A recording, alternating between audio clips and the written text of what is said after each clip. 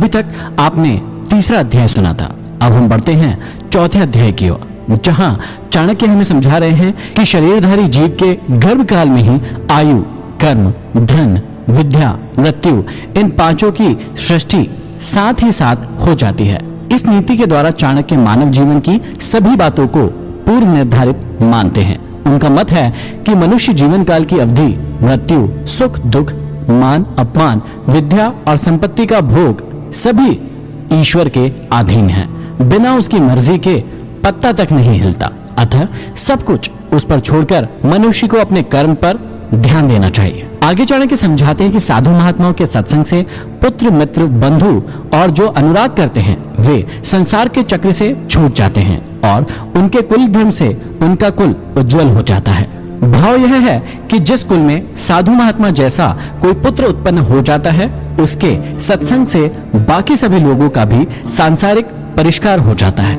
आगे समझाते हैं कि जिस प्रकार मछली देखरेख से, कछुई चिड़िया स्पर्श से सदैव अपने बच्चों का लालन पोषण करती है, वैसे ही अच्छे लोगों के साथ से सर्व प्रकार से रक्षा होती है। यहाँ चाणक्य सत्संगति पर जोर देते हैं और कहते हैं कि अच्छे लोगों का साथ होने पर किसी भी प्रकार की हानि नहीं होती है।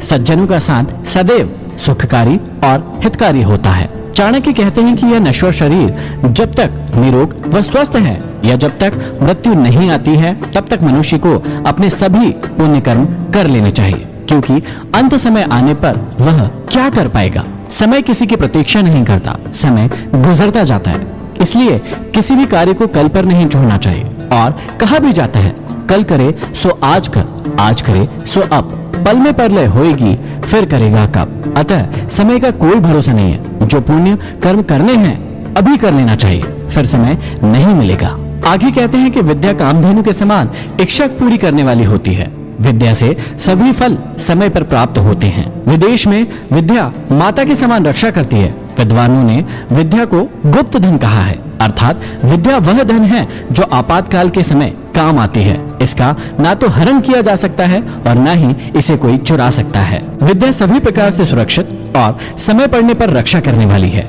इसे जितना दिया जाता है यह उतनी ही बढ़ती जाती है। आगे श्री चाणक्य एक बहुत ही कटु बात कहते हैं। वे कहते हैं कि बहुत बड़ी आयु वाले मूर्ख पुत्र की अपेक्षा पैदा होते ही जो मर गया वह अच्छा है, क्योंकि मरा हुआ पुत्र कुछ देर के लिए कष्ट देता है, परंतु मूर्ख पुत्र जीवन भर जलाता है। आगे फिर चाणक्य कहते हैं कि उस गाय से क्या लाभ जो ना बच्चा जने और ना ही दूध दे। ऐसे पुत्र के जन्म लेने से क्या लाभ जो ना तो विद्वान हो और ना ही किसी देवता का भक्त हो।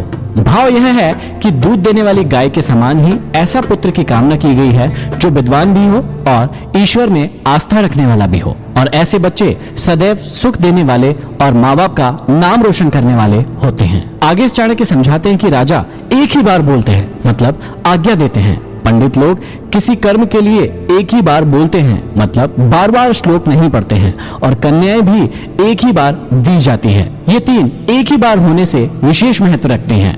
राजा का, विद्वान का और कन्या के पिता का वचन अथवा कथन अटल होता है। आगे समझाते हैं कि तपस्या अकेले में, अध्ययन या पढ़ाई 2 के साथ और गाना 3 के साथ, यात्रा 4 के साथ, खेती 5 के साथ और युद्ध बहुत की सहायता से होने पर ही उत्तम होते हैं। फिर आगे कहते हैं कि पत्नी वही है जो पवित्र और चतुर है, पतिव्रता है।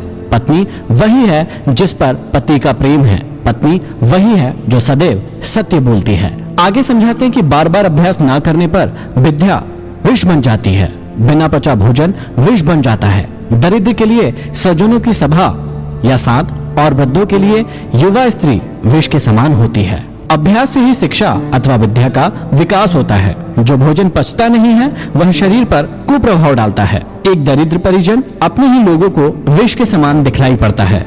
उन्हें वह भार स्वरूप दिखाई देने लगता है। यदि किसी वृद्ध को युवा स्त्री मिल जाए तो वह उसे संतुष्ट न करने की स्थिति में जहर दिखाई देने लगती है। प्रत्येक वस्तु का अपना उचित स्थान और महत्व होता है।